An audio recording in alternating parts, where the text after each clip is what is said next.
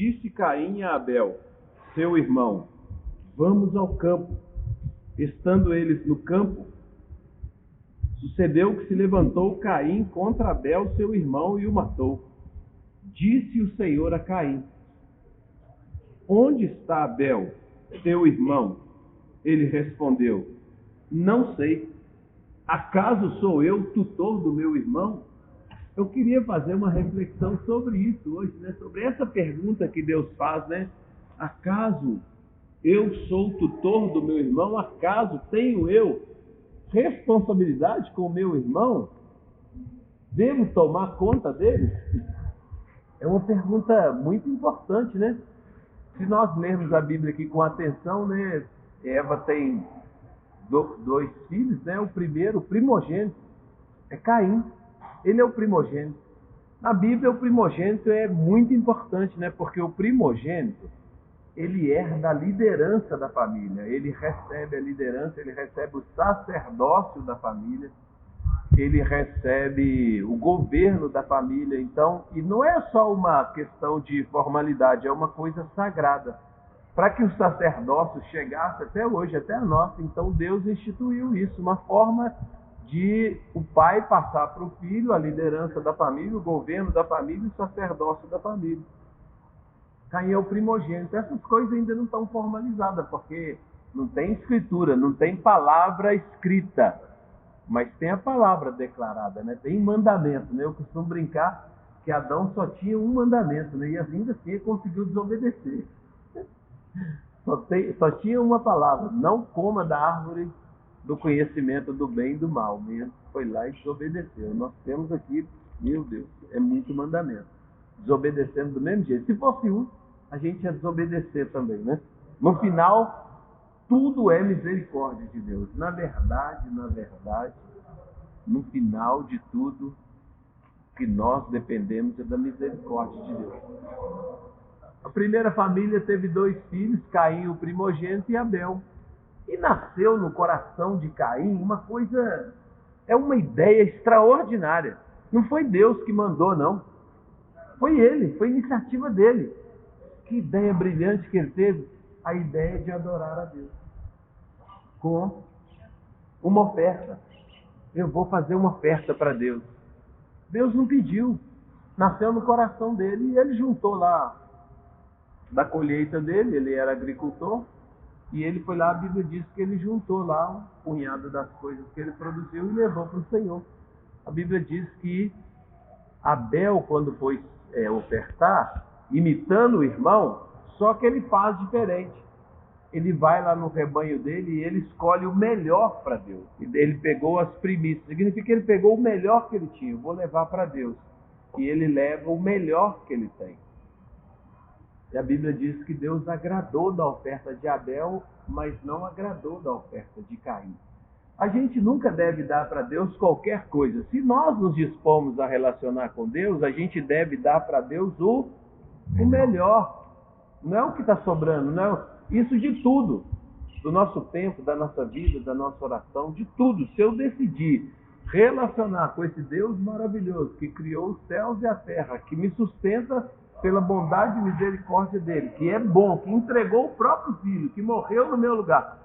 Quando eu era mais novo, minha mãe, eu não congregava, né? Mas eu tinha os princípios que minha mãe me ensinou, os princípios da vida cristã, e eu era lá cadete, estudando na academia, e minha mãe me via ajoelhado no quarto, orando.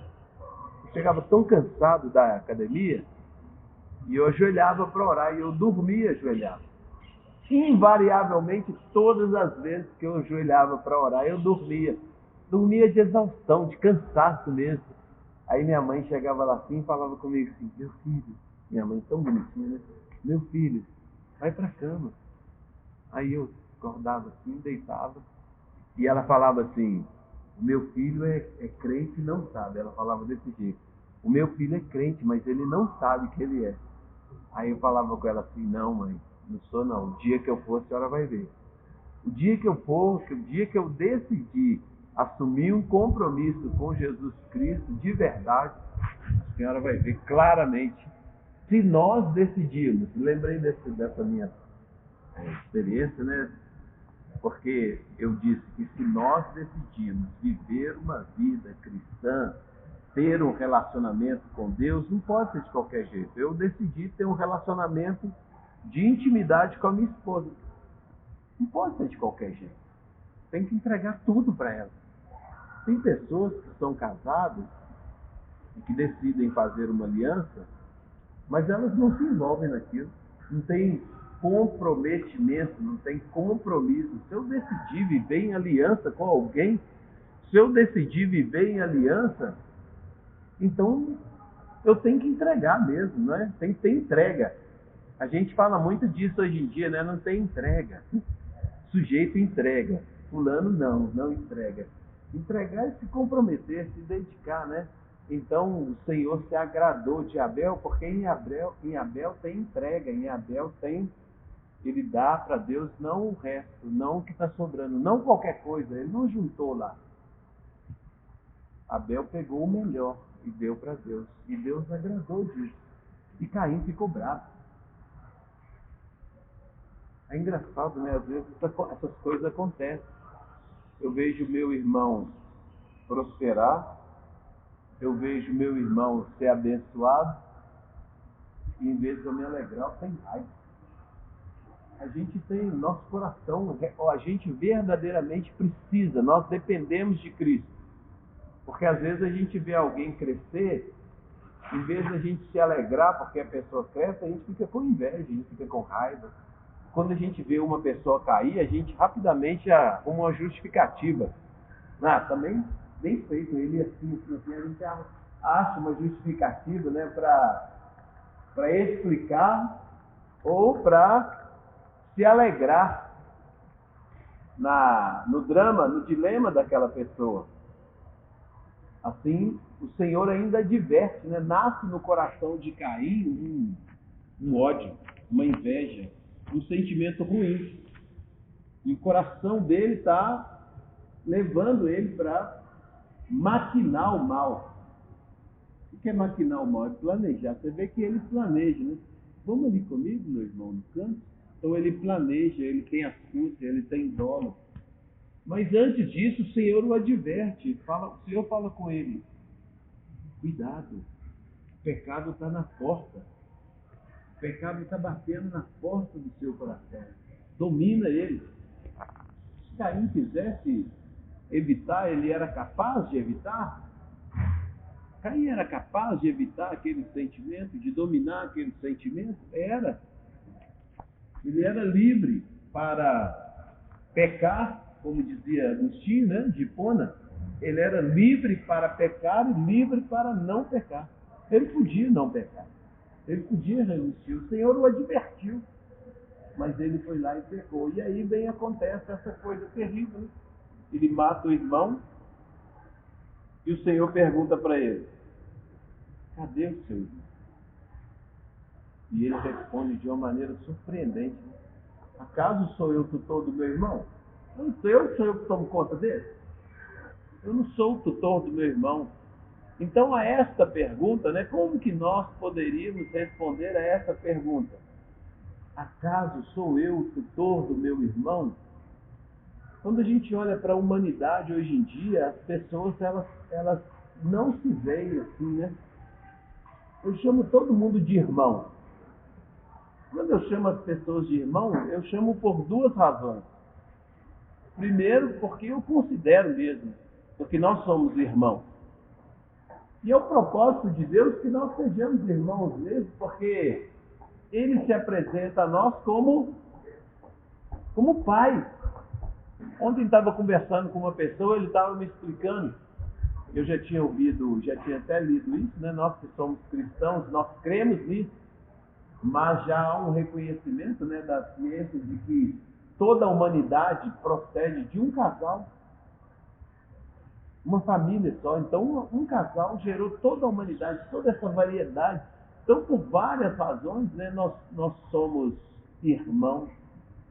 Mas os problemas acontecem porque nós temos um coração igual de Caim, né? Nós precisamos de redenção, nós precisamos de libertação. Esse negócio na nossa vida é tão sério, mas é tão sério, que precisou do próprio Deus morrer para nos trazer a libertação. E ele morreu para que nós pudéssemos nos ver como irmãos, e ainda assim nós temos dificuldade de nos ver como irmãos, né? A pergunta de Deus para Caim: cadê o seu irmão? E ele responde: acaso sou eu tutor do meu irmão? Tem que tomar conta dele? Então, essa resposta é terrível, né? Ele não está falando com qualquer um, está falando com o próprio Deus, e responde assim, né? Acaso sou eu tutor do meu irmão? Como que nós poderíamos responder essa pergunta? É minha obrigação tomar conta do meu irmão, da pessoa que está perto de mim? A resposta da Bíblia é sim. Certo homem descia de Jerusalém para Jericó quando foi atacado, assaltado, agredido, ficou caído, semi-morto no chão. Casualmente descia por aquele lugar certo sacerdote. Acaso sou eu o tutor desse meu irmão que está caído? Tem que tomar conta dele, tem que cuidar dele, tem que socorrê-lo? O sacerdote responde: não, e passa de largo. Logo após ele veio o levita, e ele vê a pessoa caída no chão, sofrendo, agredida, quase morto. E a pergunta no coração dele é: acaso sou eu o tutor do meu irmão? E ele responde: eu não, e passa de largo. A Bíblia diz que o certo samaritano, vendo aquela pessoa, escuta a pergunta no coração dele: acaso sou eu o tutor do meu irmão? Ele responde sim, e se compadeceu dele, e se aproximou e cuidou dele. Quando certa pessoa perguntou a Jesus assim: Senhor, qual o maior dos mandamentos? O Senhor fala para ele: ama a Deus sobre todas as coisas e ama o seu próximo, seu irmão, como você ama você mesmo. E ele pergunta, né, para o Senhor: quem é o meu próximo? E aí o Senhor conta essa palavra. O maior dos mandamentos é amar a Deus sobre todas as coisas e amar o próximo. Nesse momento, meu próximo são vocês. A pessoa perguntou para Jesus: quem é o seu próximo? Jesus conta a parábola do bom samaritano. Eu entendo assim: o próximo é aquela pessoa que está perto de você e que tem uma necessidade e você pode suprir. Esse é o meu próximo. Em vez de passar de lado: acaso sou eu o tutor do meu irmão? Não tem que tomar conta de ninguém, não tem que ajudar ninguém, não. Tem que cuidar de mim. Nós vivemos um tempo assim. Não, cada um por si, eu tenho que cuidar de mim. Ele se vira lá, dá os pulos dele. Mas a Bíblia não fala. A Bíblia não ensina. Se Jesus nos tratasse assim, você já imaginou? Não, agora eles arrumaram aquela confusão lá, desobedeceram, agora exerce a ira do Senhor sobre eles. Sabe o que eu te aconselho, pai? Fala, meu filho. Ira. Corrige eles. Manda para o lago de fogo. Não, Senhor, deixa eu ir lá. Morrer por eles. Sofrer por eles. Pagar o pecado deles. Jesus olhou para nós e a pergunta no coração dele: acaso sou eu o tutor dos meus irmãos? E ele respondeu: sim, é minha obrigação cuidar deles. Por que ele faz isso, né? Nosso tempo já acabou, mas por que Jesus faz isso? Por que Deus faz isso? Por que Abel ofereceu o melhor para Deus? Porque no coração de Abel havia o quê? Amor. Porque no coração dele havia amor e ele fez. E Deus acolheu, recebeu. A gente reflete nessas mensagens, nessa palavra, né, tão séria, tão profunda, e a gente, outro dia eu vi um pastor falando uma coisa que eu achei, meu Deus, é isso aí. Ele falou assim: não é o que você ouve que conta. Então nós estamos aqui fazendo essa reflexão. E ele disse assim: não é o que você ouve que conta, é o que você faz com o que você ouve que conta. Entendeu que é diferente? É completamente diferente. Né? Acaso sou eu o tutor do meu irmão? Sim, eu sou o tutor do meu irmão. É o desejo de Deus que eu cuide dele. que eu ajude, que eu compadeça. Ouvi isso, entendi isso. E agora? Agora pratique isso, né? Tornai-vos praticantes da palavra. Essas coisas são muito difíceis para nós. Não é fácil, não. É fácil fazer isso, Cícero? Não é, não. Não é fácil, não. Não é fácil abrir mão da sua agenda, do seu dinheiro, do seu recurso, que é o que o samaritano faz. Abre mão da agenda dele, abre mão do recurso, abre mão de tudo. A prioridade não é mais ele. A prioridade é o outro. A agenda não é mais dele, a agenda é do outro. É fácil fazer isso? Não. Mas é da expectativa de Deus que eu faço. Que o Senhor nos ajude a fazer, né? Não é verdade?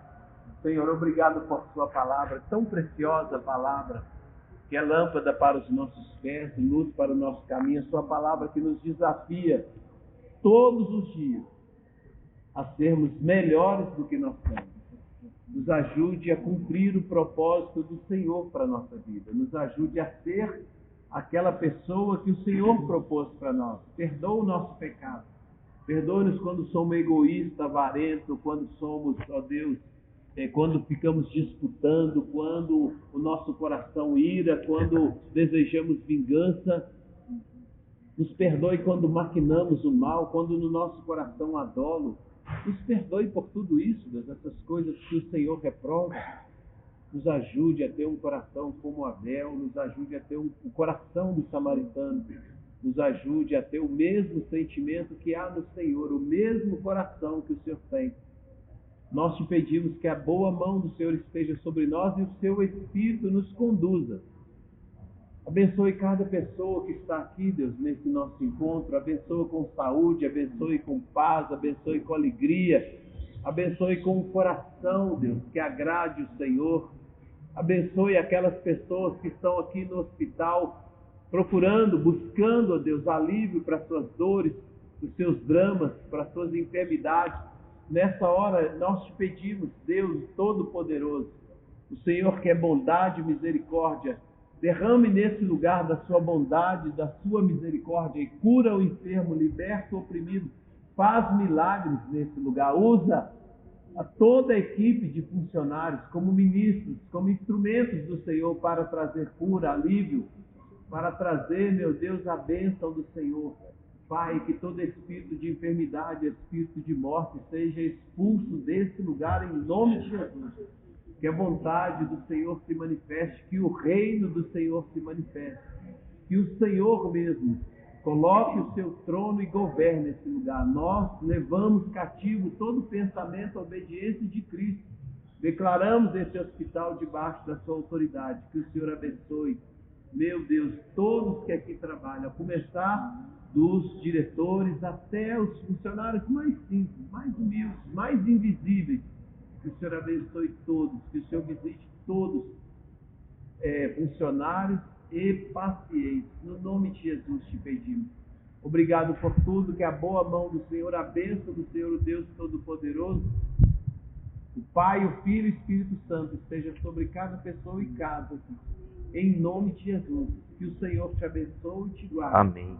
Que o Senhor faça resplandecer o seu rosto sobre ti e tenha misericórdia de ti. E que o Senhor sobre ti levante o seu rosto e te dê a paz.